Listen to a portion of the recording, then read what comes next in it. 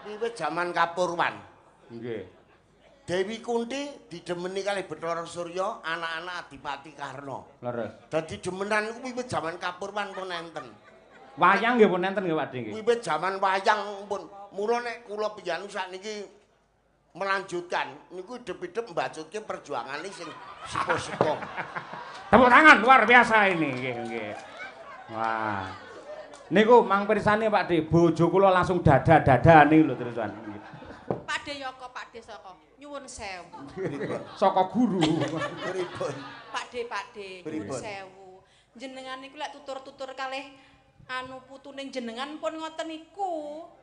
Kula niku bojone enten, dalang lho niku. Nggih cedhake sinden ayu-ayu lho Pakde. Panjenengan seneng dibojo dalang kondang apa ora? Nggih seneng to Pakde. Dalang kondang sing enten ora perlu tak jenengke wonge. Ndak ra penak. Kabeh bojone mesti kliwat kok siji.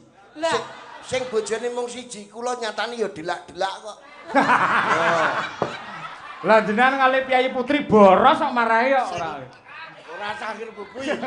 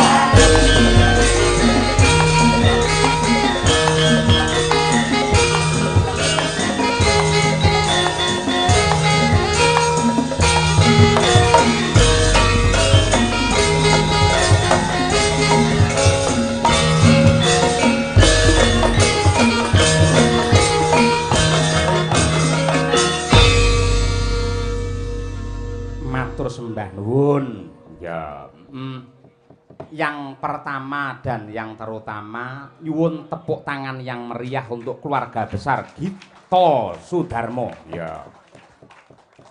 Dungane piye, Mak? Tuku sego karo jadah, muga-muga keluarga besar Gito Sudarmo tansah pinaringan berkah lan barokah. Amin. Tuku sego karo bubur, muga-muga keluarga besar Gito Sudarmo tansah pinaringan sehat lan panjang umur. Amin ya rabbal alamin. Yu parinem kulite ireng. Terus sinden nem meteng bareng. Entek-entekane kaya ngono kuwi. Nderek kula nuwun ya Nduk Sewanana ya kuwi kedunge para pepunden dalang seniman pedalangan. Iya, laladan Klaten ya, Mak. Ora nyangka ora ngira mung sak awake dhewe sak kanca parandene bisa Sewanana laladan Klaten. Iya, luar biasa.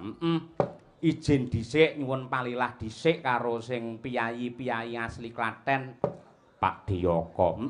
Ning sing pertama karo Mas Sujar Krisna luwih dhisik. Oh iya. Iki ambak ning mburiku ning jane iki pengarepku. Ha iya, kuwi. Mergo kuwi putrane Mak Giyah. Ngono kuwi wis apa kuwi dadi seratiku wis ngemong aku wis pirang-pirang taun. Iya. Le rekoso melu kowe wis pirang-pirang taun. Alhamdulillah. Nganti saiki wis lumayan ya sugih tetep bingung ae. Ayo ngono kuwi sungkem dumateng Pak D Sayaka Njala Tunda alhamdulillah kepareng rawuh. Iya. Panjenengane rawuh ya marai seneng ning ya marai wedi.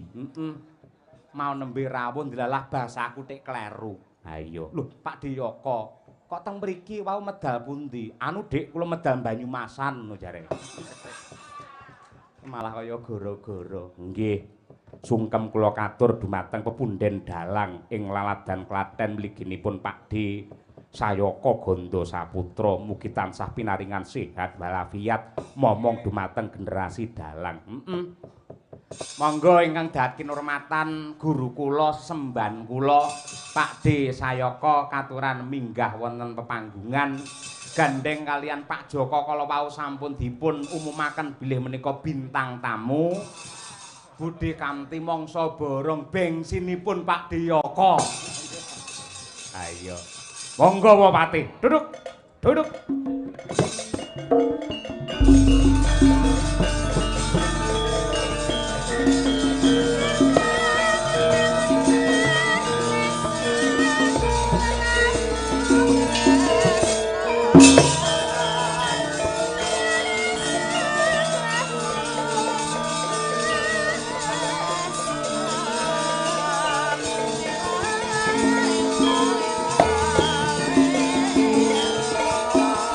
Monggo Bupati kami.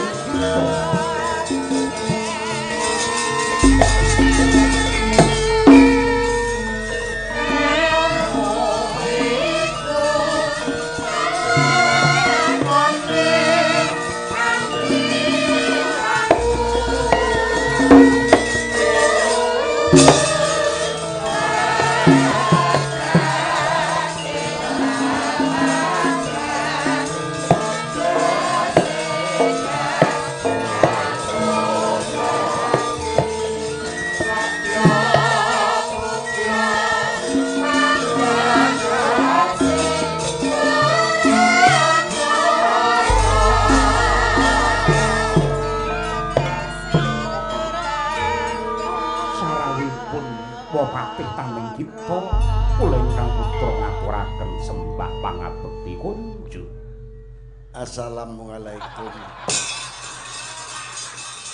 Wes ketoprak cara ngendi assalamualaikum. Kula ngawaske Bu Kamti niku wareg. Lah kok saged? Piyayi kok seger. Segerdu. Waduh, segerdu. Niku piyayine penggali tentrem, Pak. Ah niku jenenge piyayi putri sing saged ngluhurke asmane kakung. Oh ngaten nggih. Nggih. Upama ora cukup ning lemu. Oh nggih. Nggih to, enten to. bojone wong sugih ning koyo ayat. Kuru ngoten nggih. Kuru niku enten. Hah. Ah kula niku dalang kok diumuki wong. Bab napa? Pak Joko. Asline kebudayaan niku King Solo kali King Yujo. Kebudayaan kerawitan niku asline King Yujo King Solo. Wong ngawur kok tetek. Lah aslinipun pripun Pak De? Asline kerawitan niku King Semarang Nggih. kali King Cirebon. Sik, kok saged ngaten menika larah-larah. Mula kerawitan niku nek nyenggahi HE. Mergo H niku Semarang, E niku Cirebon. Lah niku lak plat nomor. Ane kerawitan kok Solo apa Yojo apa ade ora jalan. Abe ora mlaku. Oh Wah, nggih. kerawitan jak dalange sak pesindene. Nggih niki jaman merdeka. Sebelum tahun 90. Nggih. Mas Yoyo. Nggih. Ora eneng kerawitan pesinden ku wani nganggo seragam abang. Biyen liyane sayaka. Wah, Nggih, nggih. liyane sayaka biyen, nggih. Leres. Sakniki abang niku malah kebanggaan semua warga masyarakat. Matur nuwun Pak Kangko. Biyang tindak Pak Kula Pak Sukron Suwanda. Nggih ya. Wong kakangne Mas Kangko Kula akrab, adine Mas Yoyo akrab dadi klirah-kleru. Nggih. Putrane Pak Haji Sukron Suwanda, Nggih. dua-duanya dadi dalang kondang kabeh. Sembah nuwun pangestunipun, Amin, amin. derek ajar nggih. Nek pake nek kalih kula wedi mergo kuncine pake sing nyekel kula. Rahasiane bapak ngoten tegese. Nggih. Pak Haji Sukron Suwanda akhire ajeng seneng bojone Suwargi Cak Dikin. Sik, kula anake mawon nembe ngertos menika lho. Bapak mboten nate crita, ibu kula mboten crita. Niku dasare pripun? Ora mungkin kaya ngoten kok diceritake. Sing ngerti niku kula. Mula Pak Haji Sukron Suwanda gawe tembang wiwitane niku rak bojone Dikin. Wiwit niku. Mbak Wiwit nika. Wiwit niku bojone Dikin. Mula Pak Sukron gawe tembang niku wiwitane karepe ajeng seneng le bojone Cak Dikin. Ora eneng klerune. Nggih. Kaji sing selingkuh niku ora eneng. Mergo ngeten Mas. Pripun? Wiwit zaman Kapurwan. Selingkuh niku sudah berjalan. Wiwit zaman Kapurwan. Nggih. Dewi Kunti didemeni kalih Bathara Surya, anak-anak Adipati Karna. Leres. Dadi demenan niku wiwit zaman Kapurwan pun enten.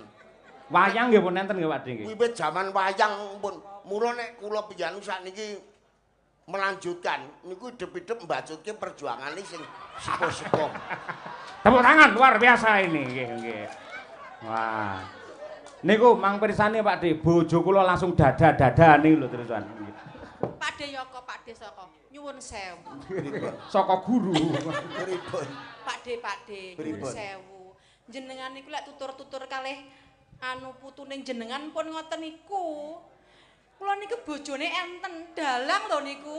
Nggih cedhake sinden ayu-ayu lho Pak De. Panjenengan seneng dibojo dalang kondang apa ora? Nggih seneng to Pak De. Dalang kondang sing enten ora perlu tak jenengke wonge. Ndak ra penak. Kabeh bojone mesti kliwat kok siji. Lah, Sing bojone mung siji, kula nyatani ya delak-delak kok. Lah jenengan kali Piyayi Putri boros kok marahi kok ora. Ora sakir buku iki. Sing kae. Kabeh mesti bojone kliwat kok siji. Nggih. Nek pian pengen dibojo dalang kondang, kudu kliwat kok siji. Nggih. Ngoten, mongso gaweanane sing bantu kok malah ra seneng. Lho, nun sewu ning kula sampun sumpah lho Pak De. Sumpah pripun? Kula pun rabi kalih Bugesi pun sumpah bojo kula nggih namung satu. 1A, 1B, 1C. nggih. Satu ning Tosuro, satu ning Karanganyar, satu nggih. Pun sumpah niku aja dirungkepi banget-banget. Wah nggih to. Kanca kula niku ngutil tempe-tempene jadi gegeme wani sepoto kok. Sumpah niku ora perlu di Lah iya. sakniki zamane wis maju, sumpah-sumpahan wis ora berjalan. Nggih. Saestu. Nggih. Pun manggugu kula. Lah jare Bawa Leksana ngoten niku yen dalang cerita. Pripun? Bawa Leksana tegese pangandika kudu Ampun gugu cangkem dalang. Dalang nu jarkone aja mujar iso nglakoni. Lho nun sewu wong nyatane jenengan menawi ngendika pas jejer ngamarta nggih Prabu Puntadewa ngambek ber budi bawa leksana. Lah ngoten niku. Ah saniki bawa nu minggat teng Sumatera. Bawa. Kula niku Mas Yoyo. Dalem. Wah jer kleru Mas Kangko ae. Nggih. Nggih pripun? Mas Joko Siswanto kok lancang. Pripun? Kok wani kanthi bintang tamu Pak Sayaka. Bintang tamu ki piye genahe wong. Lah nggih kula melu tratapan to Pak Ding. Mula niku kula ya deg-degan. Wong dagelan iso lucu niku eneng danane kok. Niki kula rak jagong. Kula rak jagong karena nganteni Mas Ramli kali Mbak Kamti niku mbiyen sing mayang kula. Wah, tepuk tangan untuk Pak Diyoko. Nggih. Niki pernikahan Mas sing mayang tahun kula. kemudian wayangan Mas Yoyo. Kula napak tilas panjenengan Pak Dik. Nggih. Dalange niku jenenge sinten jenenge? Aku angger ngawaske jenenge kelingan Juahir ae. Lah niku nggih rawuh piyane. Kula Cahya Kuntadi, Pak. Cahya ki sorot kehebatan. Nggih. Kunta ki pusaka ngrampungi, Adi ki kaendahan. Dadi Mas Ramli kali garwane sak putra wayahe, nggih to? Nggih. Men dadi pusakaning keluarga sing gayuh kehebatan lan kaendahan. Wah, tepuk tangan luar biasa. Bu niki mawon nuwun sewu, tenda warna kuning kalian putih niku jebul enten maknane kok. Lho. Nggih to, Pak Dik? Malah kula dereng mudeng niku. Jenengane. Niku wau lho paring dawuh. Kok niku kuning putih Pak Suro. Niku wonten maknane. Kuning niku pernikahan emas, putih niku tegese suci. Dengan sucinya katresnan jati bakal menuju perkawinan emas yang sangat luar biasa. Ngoten niku. Mula niki kabeh do ngangge abang, aku bangga menjadi orang Klaten yang luar biasa. Ngoten niku. Nggih. Ngenteng-entengi bintang tamu ngene iki kurang iki. Mboten nyenteng-nyentengi. Dalang kok digugu. Waduh wong nggih kowe ngopeni. Kula niku sak kemropok nek dalang umuk le, danang. Dalang iki member umuk. Ning Klaten iki wong emis kok umuk. Pripun niku? Tenggeng Bangjo. Nggih. Abange rada suwe enten pegawe kecamatan. Nyandang korpri. Nggih. Dhuwur korpri ngisor biru nganggo sepatu gandeng abang, mandeke rak suwe. Nggih. Jagongan kali wong ngemis. Mas, aku ngemis ki wis suwe kok, Mas. Sing ngemis niku mung ngemis suwe kok umuk. Aku ngemis ku ora sedina muput kok, Mas. Mung tak jipuk 2 jam kok. Sak jam metuke 300.000 dadi aku nyambut gawe 2 jam ki etuke 600.000. Njuci korpri pegawe kecamatan. Wah, Pakde. Kula nu mongko sesasi blanja kula mung 1.600.000 UMR. Oh nggih. Wis aja tak baceti wah aku malah mesake ngrungokke lu ngomong. Ngene wae, nek kowe gelem mulai sesuk tak jak ngemis. Rumangsane dhuwur wong ngemis karo korpri. Lah ning korpri niku sing disiplin mung sing lanang kok. Leh, Bose, kok saged ngoten? Nek sing lanang rak dhuwur korpri, Nggih. kathoke rak biru. Leres. Nek sing wedok kathoke mboten mesti biru kok. Aneng sing coklat ireng nggih. Nek taline barang ah nggih. Ah nggih. Eneng sing putih wis rada kuning. Ning luar biasa lho Pakde, menika nadyan ten nembe Jawa wau nggih. Parandine para pamirsa Klaten, mongko kula namung saking Sabrang Blitar aslinipun kathah ingkang kepareng rawuh. Dados ini menjadi bukti bahwa penonton wayang Klaten Laladan Jatinom adalah pelestari budaya Nusantara. Ini penonton Klaten. Mboten mung niku Mas Yoyo. Nggih. Piyayi Jatinom wilayah Klaten niku kandel imane enten ngersane Allah. Tandane contone. Dadi ngrasa bahwa banyu niku penguripan. Banyu niku kanugrahan. Nah niku. Lah wong salahe Pak Ramli kok ya abote sepira ning nggon aku ya Mas Samad Suryani barang iki mara ning nggon aku kok ya emoh lho. Kula niku nek wis nyetel kuncine nulak udan niku paling mayar. Lah mumpung jenengan rawuh mbok kula ditulari. Lah niki rak terang to niki. Nggih, terang. Ampun kula tulak kok. Waduh. Enten rapale, Pakde? Enten. Pripun? Nadyan udan niku banyu. Nggih. Ning enten sing ngreksa. Kiai Toyo kalih Nyai Toyo niku dijawab Mas, teng tengah latar. Basa Jawa nggih. Nggih, wong ora usah nganggo basa Arab, basa Jawa Gusti Allah muteng. Nggih. Kiai Toyo, Nyai Toyo, ingkang saking ler Balya ngaler. Kiai Toyo, Nyai Toyo ingkang saking wetan Balya ngetan, ingkang saking kidul. Sing angel niku sing king dhuwur, Mas. Sing king dhuwur niku rada angel. Lagi. Nyatanipun jenengan rawuh jenengan pangestu nggih tingkah saestu kok, Pak. Nggih, saestu, Mas. Ning nggih leres pangandika panjenengan bilih Tirta utawi Toya menika lak simbole penguripan. Mbok menawi insyaallah menika barokah kagem keluarga Bapak Haji Romli sak putra. Panjen saestu. Nggih. Katen. Pelok pripun iki aku jek seneng-senenge bawa. Wah. Mulai ngeten kula nderek bintang tamu kemawon. Nggih. Badhe duet kali sinden boleh? Nggih. Alah wis ora sah. Nggih tombo kangen Pakde timbangane napa ngoten. Kula niku seneng niku mung nek teng paran Mas Yoyo. Nggih, nek mulih Bali judhek teh. Mergo mung bludak-bludak ngaki lawang teng omah dhewe kok. Masyaallah. Jan tenan. Nggih. Nah, nggih delalah bingungan Mbak Kesi. Bareng kula dudoni bingungan. Angger mulih ki jur kleru nggone tanggaku ra bagi. Alah lek kuwi sengaja kuwi. Kleru lek kuwi. Delalah mriko nggih gelem dadi. Nggih. Kapahargya. Tiboki ngene iki. Nggih. Sampun 50 warsi. Wis 50 taun. Nggih. Danyo mangun Brayan kulawarga. Asmane Pak sinten, Pak? Pak Romli. Bapak Romli lan garwane. Terus tiba mugi mangke rahayu ayem tentrem lahir lan batin. Sembodo kang jinangka jumbuh kang kinayuh. Tiba niki. Nggih. Bangkit tandapuk keluarga kang sakinah mawaddah warohmah yekti. Terakhir Hayu-hayune kala. Iki pancen kancane Mbah Sukron tenan lha iki, spontanitas langsung dadi dandang gula. Elok, Pakde. Niki Pak Ramli kali Bu Kamti men sak putra wayahe men ora selalu plero-pleroan. Mas ojo dipleroki. Mas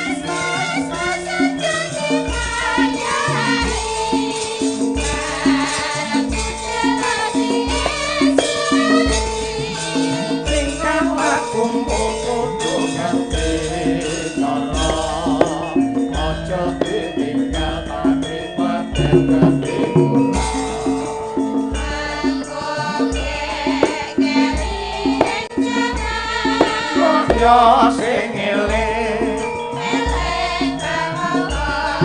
iku budaya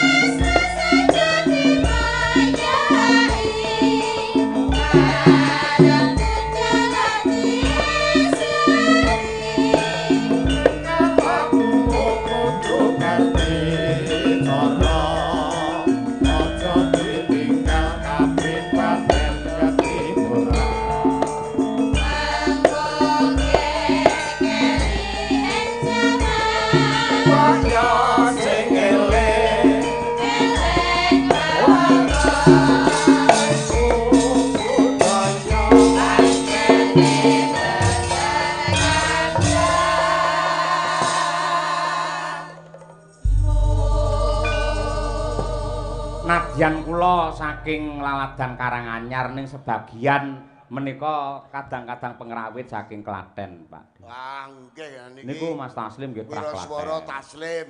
Mas Sujar niki Mak Dia. Asli daleme Padas. Nggih. Tujune le kowe pinter nang kerawitan. Upama kowe iso urip nang Padas nyunggeni lempung. Nggih, sing ngerbab niki putra dalang. Nggih. Putrane Pak Dik Suryanto Purba sapa le? Carita. Nggih, saking Karanggede. Saking Karanggede. Nggih. Sing gender niki Mas Daliko itu ya. Mas Daryanto. Oh, darang nek penggender anu ki lho, Mas Dalikun. Saking isi. Nggih, nggih. Niki putrane Mak Giah niki. Nggih, si Lejar. SKB Pak Dik. Nggih, nggih. Sujar Krisna. Niki gongso gawan kok Karanganyar ageme panjenengan.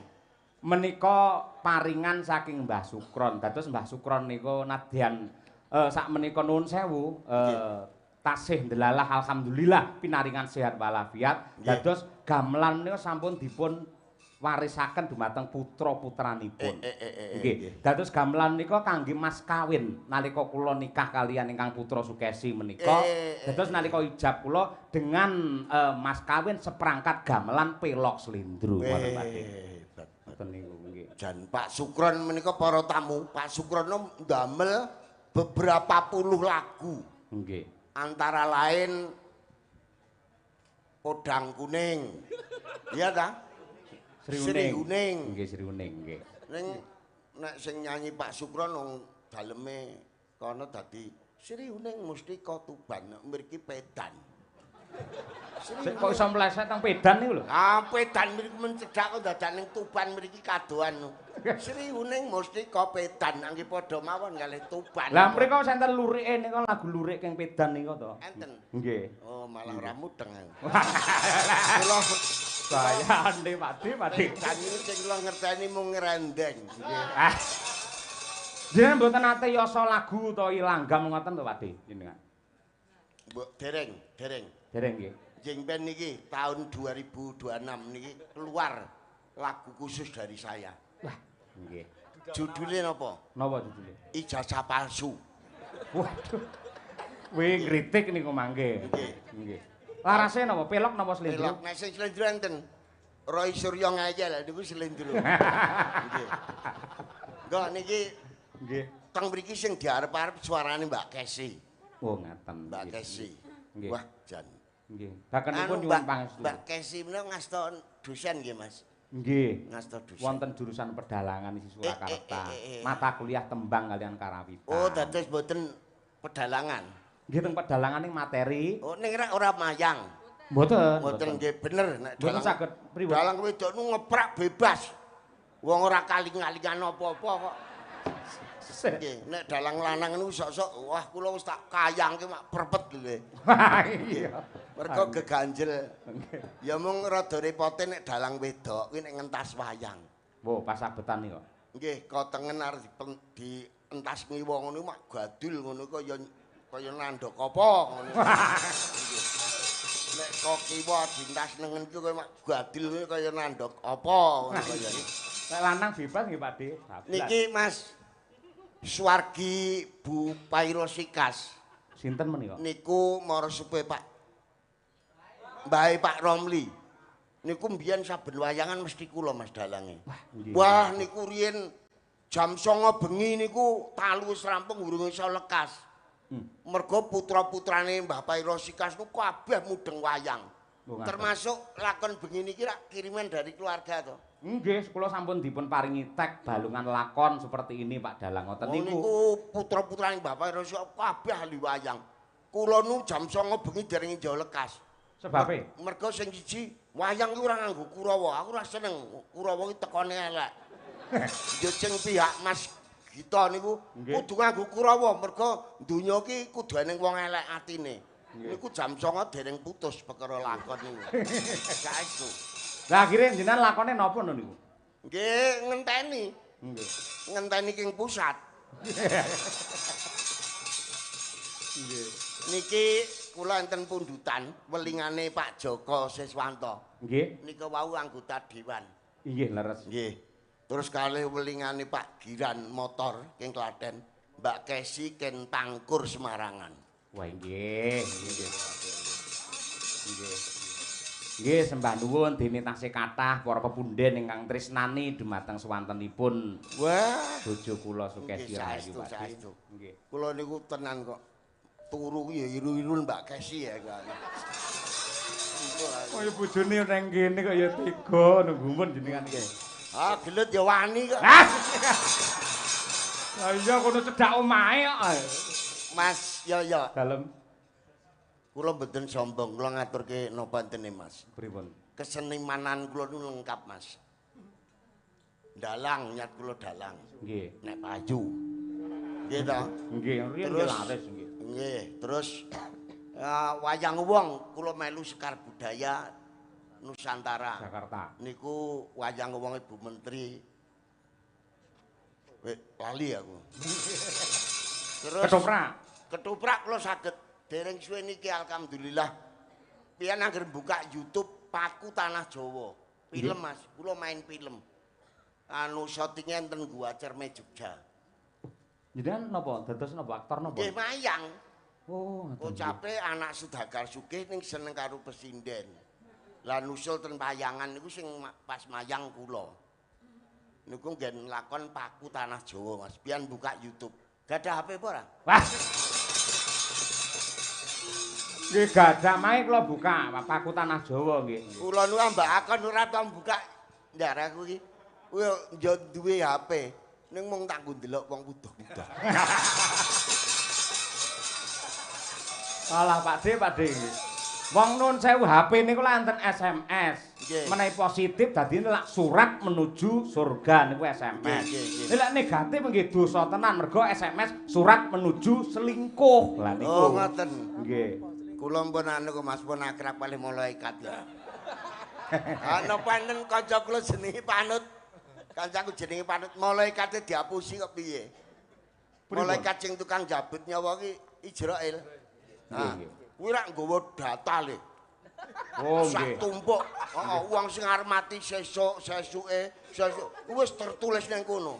Nggih. Lah gandeng Panut ki matine sesuk diparani. Nggih. Arep dikandhani kuwi sesuk mati. Nggih. Catetane ning dhuwur dhewe. Lah kok ning kono Panut ki pinter suguh kopi, gorengke jadah. Malaikat niku? Malaikate nggih. Nggih dipangan. Nggih, wah bareng pun krasa kepoyoh, Dik Panut. Nyuwun tulung Dik, aku tak nyang kamar kecil. Mlebu ning WC karo Panut ki nyedak catetane. Jenenge Panut ki dileng ngisor dhewe. Tumpukan data wau. Nggih, wong nek teng dhuwur dhewe, dileng ngisor dhewe. Malaikate bali. Dik Panut, nggih Pak Malaikat. Ngene. Oh lanang niku nggih. Gandeng kowe iki wonge ya apik, aku rene tok servis hebat. Iki nuwun sewu, sesuk daftare tak urutne kok ngisor wae. Tetep kenek no Panut niku berarti. Tetep Panut sesuk mutar ya. Engko Mbak Kesi. Engko Mbak Kesi. Monggo. Pangkur Semarangan dipun pundhut dening Panut, monggo. Nggih, sanes Panut. Pak Joko Siswanto kaliyan kaliyan Joko Siswanto Dewan. Pak Giran Motor Nggih. kali Pak Haji Suranto. Siap, nggih. Hajine Suranto kula udut ngempake, udut meneh. Dhek ora aweh cerewet. Walah, yo. Wong nek udut niku Metu neh. kaya ya Pripun? nek udut niku rak penyakite mung paru-paru. Nggih. Nek ra udut penyakite rupa-rupa malah akeh kok. Engko, Mbak. Mbak Kesi. Sampun Pak De. Sampun, Mbak. Aduh. Iya, nggih. Nano. Ya. Kuwi sih. Mingkar. Mbak, pangkur. Pak De. Pangkur, Mbak, pangkur Semarangan. Lah nggih niku wau napa to Pak De? Oh nggih ta? Nggih, pun terus. Aku ngerti kok. Ngoko Pak De iki mau bengi iki mbagusi aku ngerti kok. Sebabe? Ketoke jenengan kalih kula rada lirak-lirik njarake ngoten lho. Wah. Biyen Mas Cahyo kun tadi cemburu ngoten to Pak De. Kuwi dienggo dhewe. Lah kula kan ngertos jenengan teng griya nggih kesepian mboten enten kancane. Tenan niki. Ning nuwun sewu Pakde, minangka tandha bekti kula menawi jenengan ngrasakaken Sukesi Rahayu. Menawi mentala monggo dipun asta teng Jalatundha kula ikhlas Pakde, monggo. Apa eneng presiden kok diternake iki apa eneng. Gambah. Nggih. Mingkar mingkureng ang kara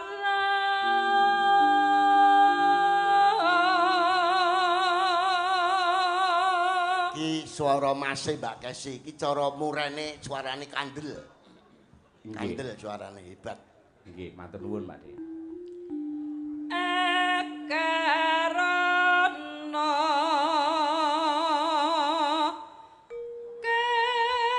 kerenan marati siwi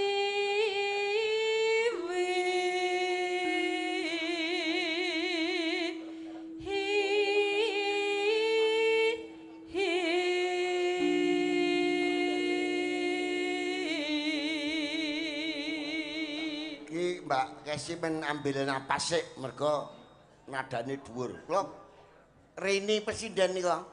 Nggih. Sakniki pun kula wis aja melu nduk kula ngoten.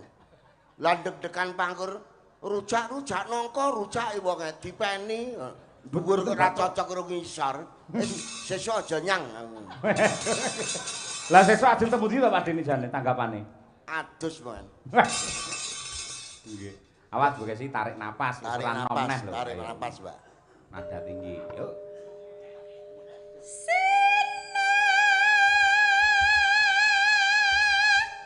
Alon-alon.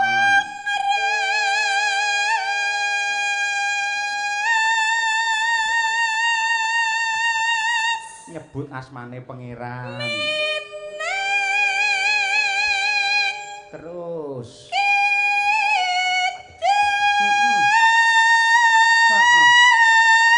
Iya. Kurang sithik tarik napas. Iya. Iya. Pinter. Iya, kurang sithik. Iya. Heeh. Iya. Wal. Yes. Hebate Mbak Kesi panjen luar biasa. Iki nek kok kadon ora ngerti darake kucing gandhe.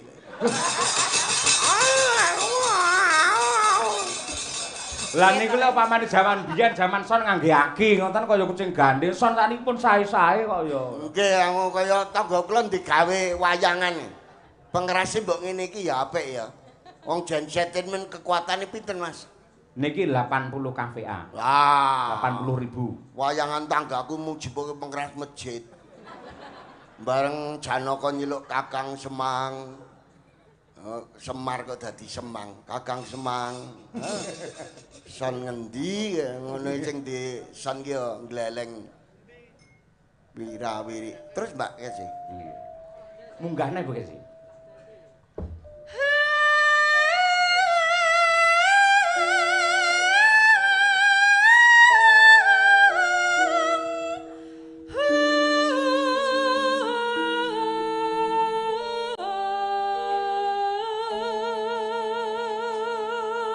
Nadyan sampun kepala 4 niki parandine swantene sik lumayan Pakde nggih. Nggih, kula nggih sok munggah-munggah medune mesti ra pethuk iki lho. Medune mesti ra pethuk karo larase sing tenan. Dadi semen mung kene kono ya. Nek rajane mere ora kaya Pakde Sayaka. Mere karo ngakep udut. Walah jaman rene gegerne jagat niku. Piye cobi-cobi piye. Wong jagong kok kon mere karo ngakep rokok. Engko sing bayar sapa? Anu aja sok lancang. Pakde tenang mawon. Benjing jenengan ingkang nyaosi kula lho Pakde. Benjing kula besaroi. Saestu angger jenengan kersa mere, cobi merene piyayi sepuh niku napa tasik rasa ngoten lho. Ayo Pakde. Wis luwung ora entuk dit aku. Entuk dit nek kon nirokke munyuk. Kula jaman ijik mempeng mayang riyen Mas ya. Nggih. rak mesti lakoni kethek. Nggih. Angger kula agek tumut-tumut kok lho ketheke teko. Ya jinyan. Tegese wayang ketheke niku ketheke teko ora. Mas iya ya, Nggih. niki mengke ditibake lagu karya Kinarto Sabdo. Napa niku? Napa niku salam banget temanten anyar.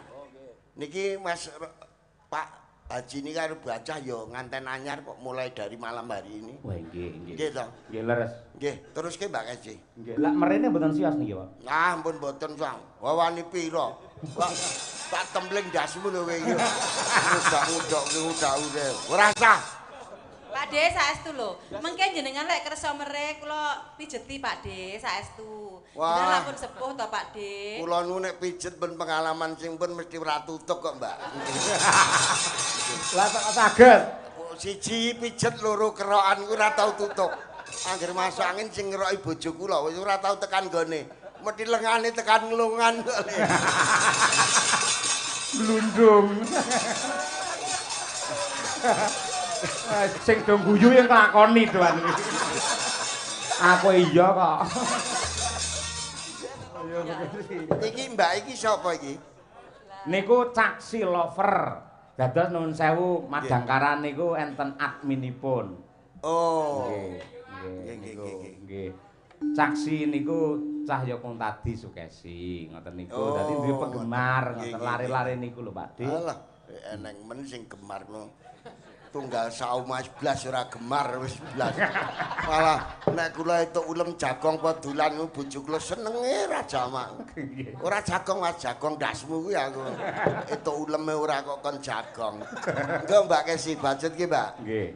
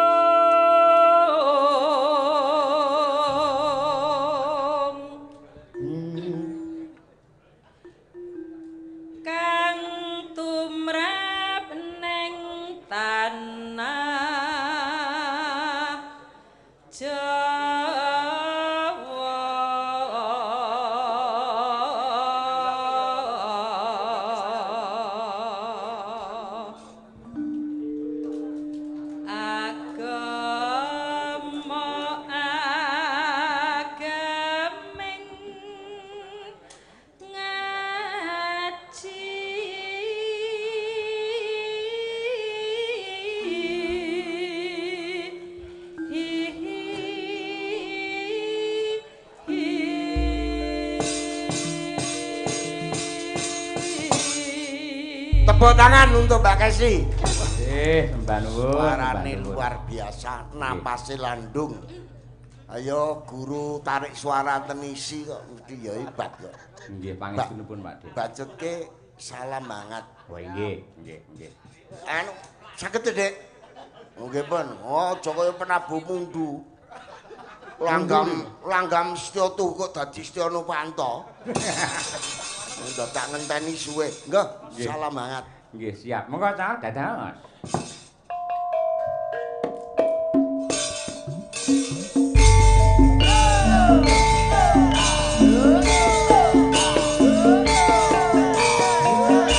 Yo, men regeng. Ngatur dumateng Bapak Haji Romli, Ibu Hajah Sukamti, Saputra.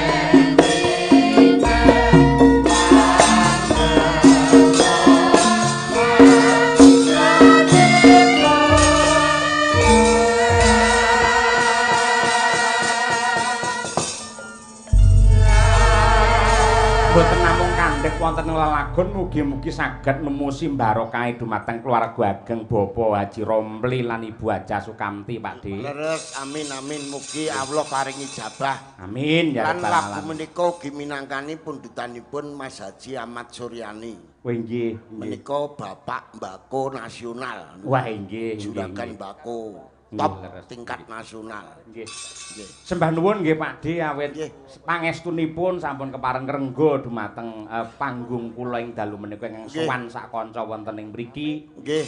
Kula niki mandhap, Pak. Ya ya.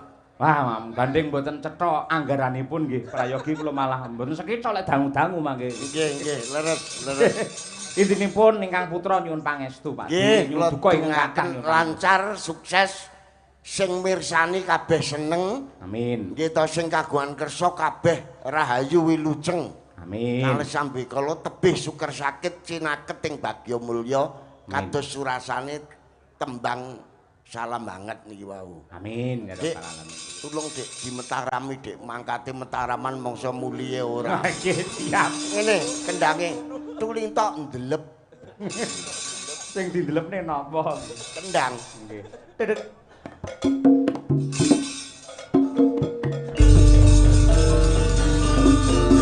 Nyuwun tepuk tangan untuk Pak D Sayoko Bondo Saputra. Nuwun